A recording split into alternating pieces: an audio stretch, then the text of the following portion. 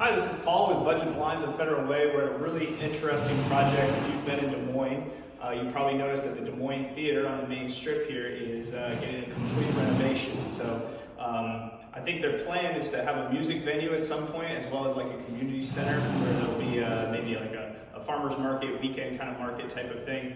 But the first stage is some high-end luxury apartments and condos, and they asked us to come in and get them some shades. So as you can see, really cool view. They didn't want to mess with this on the first floor, but the sleeping area is going to be upstairs in the loft, and these windows up here will obviously be very bright in the morning. So we installed some Lutron roller shades, and we'll take a look at whether or not that blocks out some light up there. So we'll hit the button there. You can see them all heading down, and we'll head upstairs.